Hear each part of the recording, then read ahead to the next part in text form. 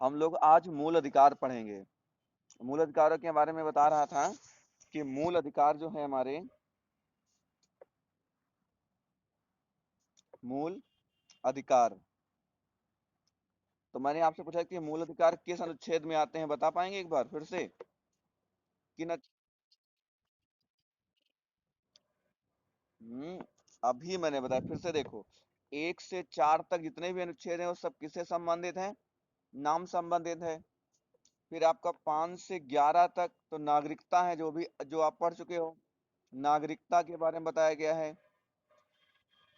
इसके बाद में 12 से लेकर के 35 तक, हाँ 12 से लेकर के 35 तक ये सारे सारे किससे संबंधित हैं? मूल अधिकारों से संबंधित हैं, सारे सारे अनुच्छेद। एक एक करके समझ सकते हो। पहले जान लो मूल अधिकार होते क्या हैं। मूल अधिकार एक ऐसे अधिकार हैं जो व्यक्ति के जीवन, स्वतंत्रता या अभिव्यक्ति के लिए आवश्यक हैं। अगर जीवन जीना है भारत देश के अंदर, तो उनके लिए मूल अधिकार बहुत ही जरूरी हैं। अगर मूल अधिकार अगर ना दिए जाएं, जैसे कभी कभी क्या होता है, कई देशों में मूल अधिकार छीन लिए जाते हैं, लेकिन अपने यहाँ ऐसी व्यवस्था की गई, कुछ भी हो जाए लेकिन मूल अधिकारों से वंचित उसे नहीं किया जा सकता है। यानी मूल अधिकार जो है उसके हमेशा बने रहेंगे। अब बात करते हैं कि मूल अधिकार कितने हैं। मूल अधिकार कितने हैं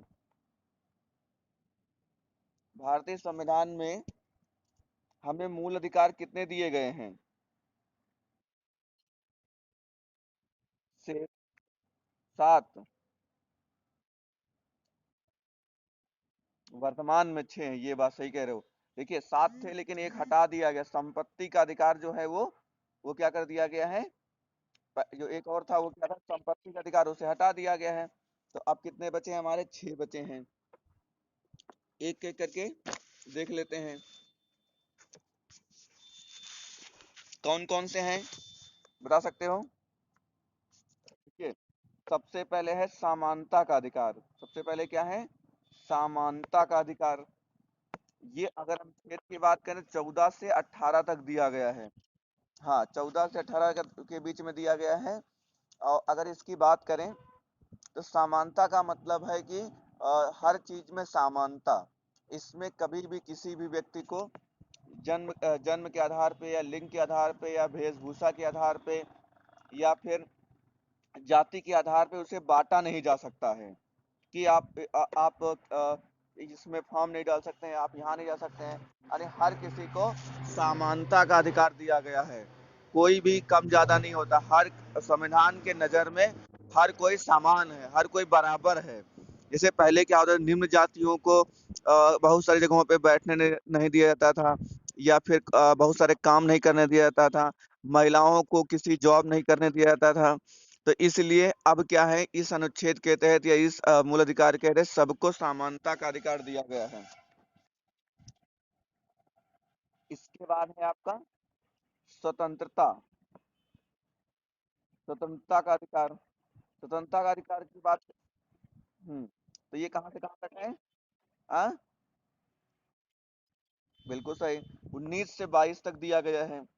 19 से 22 स्वतंत्रता का मतलब है आप स्वतंत्र हैं, स्वतंत्र करके कोई भी काम कर सकते हैं, स्वतंत्र रूप से कुछ भी बोल सकते हैं, स्वतंत्र रूप से कुछ भी आप भ्रमण कर सकते हैं। आप पर प्रतिबंध नहीं लगाया गया कि आप जितना हम कहेंगे उतना ही करोगे। पहले क्या था, अंग्रेजों के आप अधीन थे, अंग्रेजों कहने के कब्जे पे थे, तो अंग्रेज जितना कहते उतना ही करते थे। अब क्या है, आप स्वतंत्र हैं ना, स्वतंत्र भारत में आप स्वतंत्र नागरिक हैं।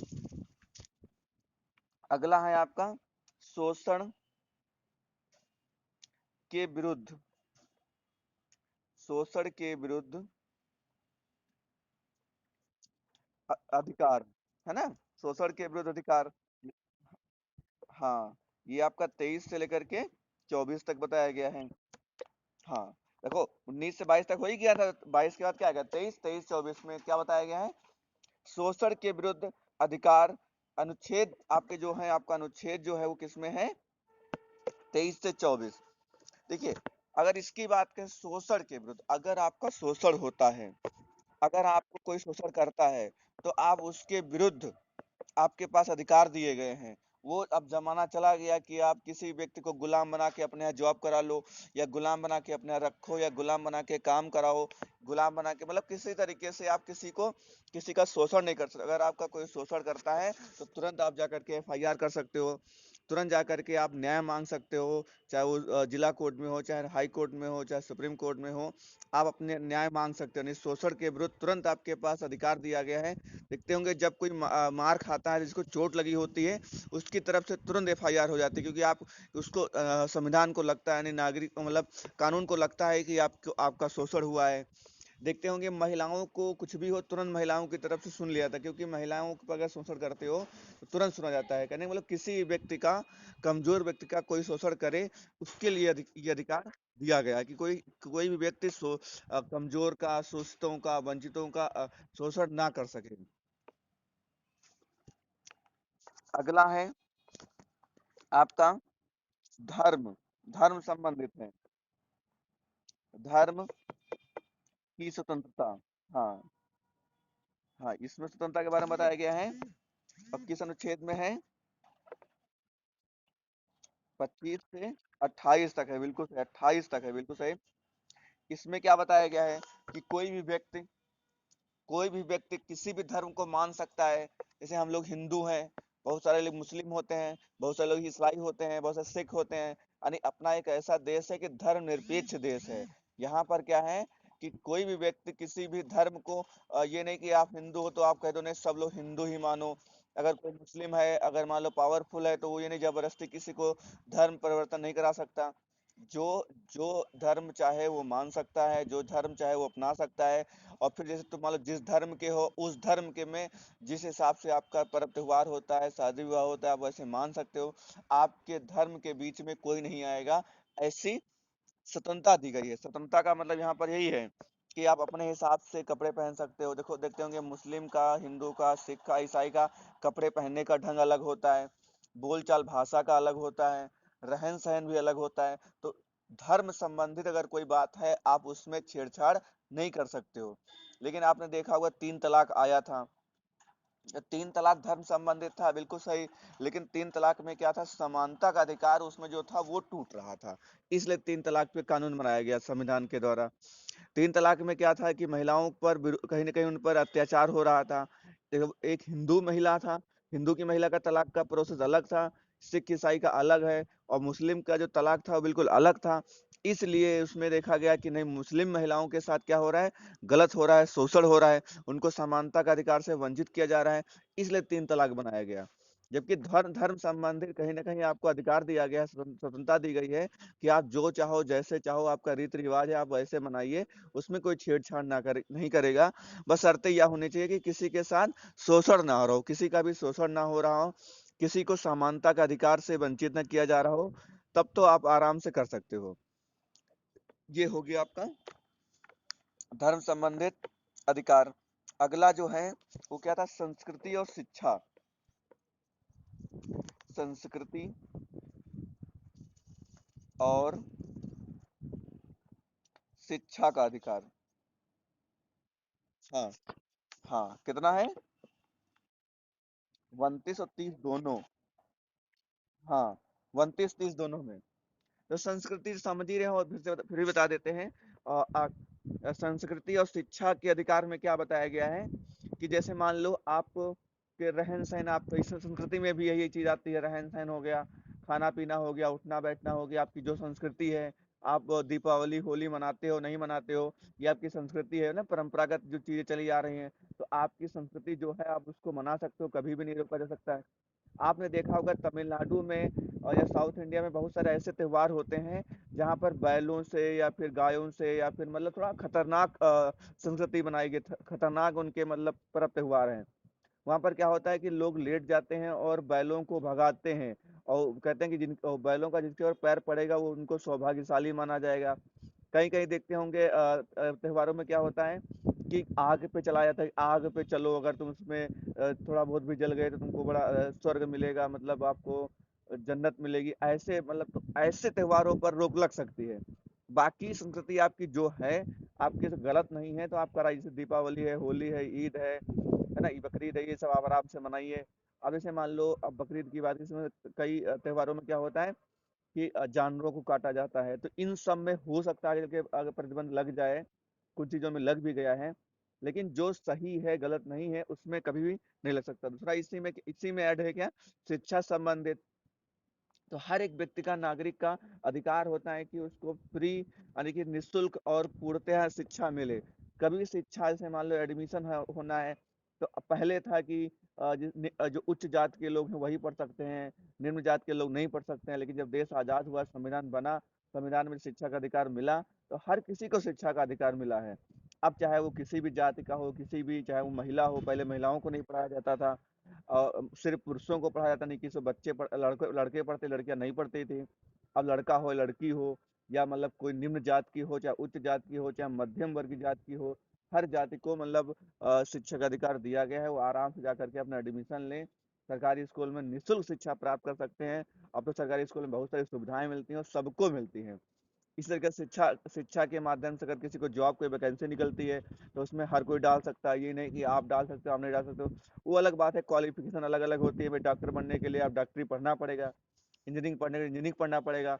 अब उसमें मत सुनने लगना कि अरे ये बीटेक बीटेक की वैकेंसी निकली हो, हम क्यों नहीं डाल सकते। वो तो मतलब जैसे मतलब सीखोगे फिर करो क्या उसमें, वो अलग विषय है। लेकिन शिक्षा के अधिकार के माध्यम से आपको हर जगह पर जहाँ चाहें आप वहाँ शिक्षा ले सकते हैं, जहाँ चाहे आप वैकेंसी निकलती है आप वहाँ फॉर्म डाल सकते हैं, जॉब कर सकते हैं। ये सब शिक्षा के माध्यम से किया गया है। अगला और आखिरी क्या है, संवैधानिक उपचारों का अधिकार। हाँ, संवैधानिक उपचारों का अधिकार। इस ये अनुच्छेद आपका 32 है। ये आपका छठा और आखिरी मूल अधिकार है।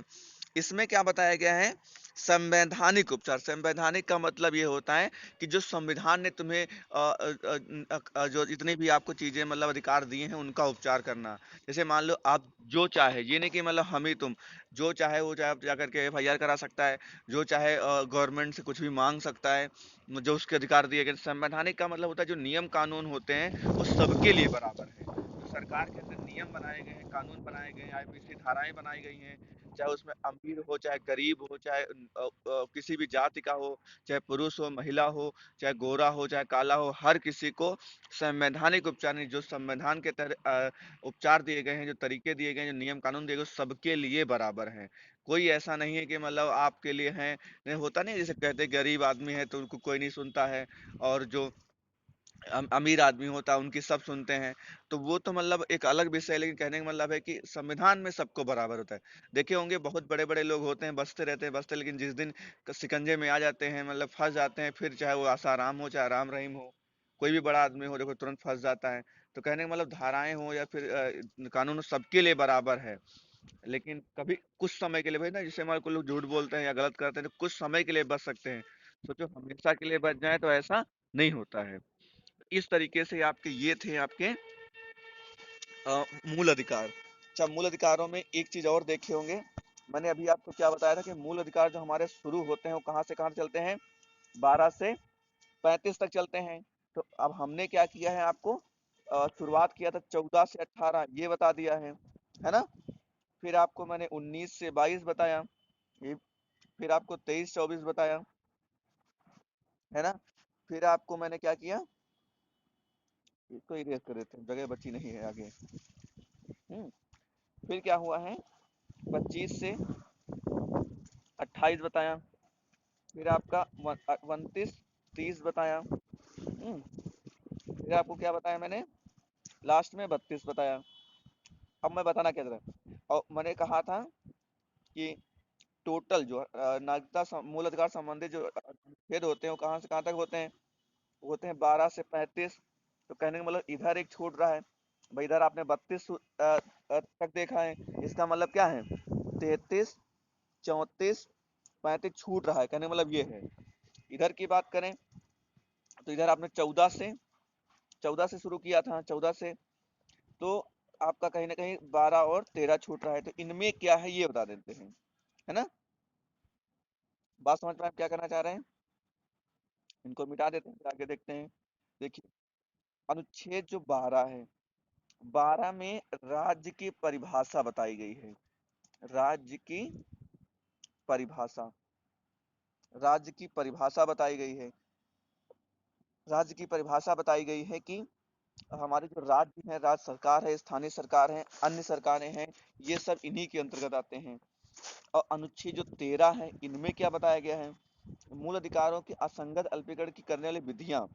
अगर हमारे मूल अधिकार हैं, उनमें बहुत सारे असंगत है, माने बहुत सारी चीजें डिफरेंट डिफरेंट हैं, उनको कैसे असंगत को कैसे बराबर किया जाए, कैसे मतलब उनको सही किया जाए, ये सब इसमें बताया गया है।